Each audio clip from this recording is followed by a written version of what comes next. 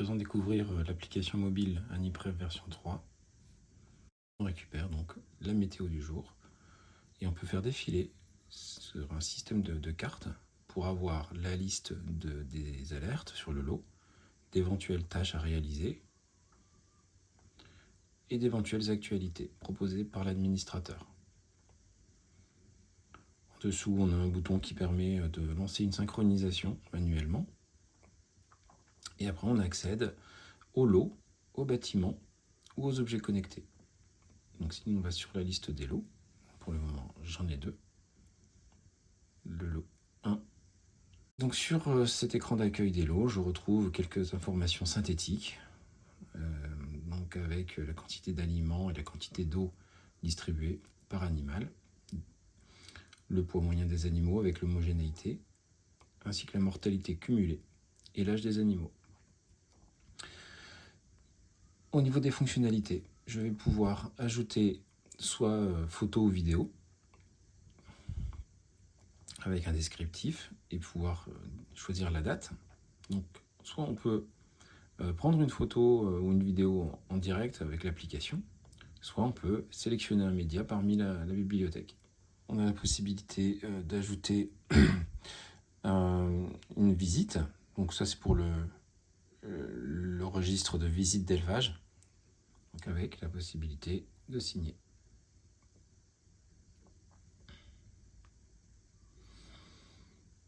On peut ajouter une note, une tâche, soit une action, soit un traitement, ou un traitement. Donc une fois que le traitement a été administré, on saisit les informations concernant ce traitement. Et en dessous, on a le bouton d'ajout de données quotidiennes, donc avec les données sur l'aliment, la provenance du silo. On peut ajouter un ou plusieurs tours de chaîne, la quantité d'eau. Dans l'onglet suivant, on va définir les infos sur la santé avec le poids des animaux, l'uniformité, la mortalité, avec les différentes causes possibles, la possibilité de recharger le lot, donc si on ajoute des animaux, une note, et dans la partie technique, on va pouvoir indiquer la température du bâtiment, mini-maxi, le temps passé sur le lot et les horaires de lumière. La rubrique suivante, c'est la rubrique agenda, dans laquelle on va retrouver les informations qui ont déjà été saisies. Donc photos, les alertes, les traitements, les notes, les tâches.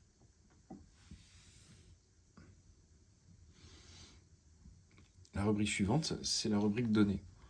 Donc on retrouve les données de synthèse du lot que l'on peut faire défiler avec les petits graphiques que l'on a sur la version web.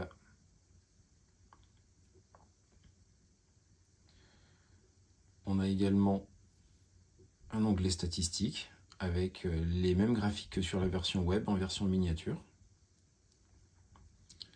Et enfin, un tableau simplifié à cause du format du téléphone dans lequel on retrouve les dernières données saisies.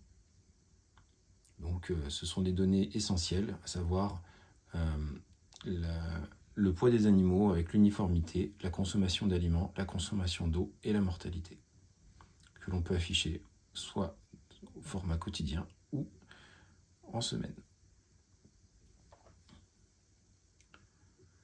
Et dernière rubrique qui servira à envoyer un document public, mais pour le moment cette fonctionnalité n'est pas développée.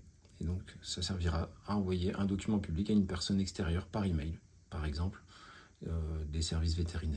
Sur la partie bâtiment, on va retrouver la possibilité de saisir les données au niveau du bâtiment. S'il y a plusieurs lots dans le bâtiment, les données seront réparties entre les différents lots.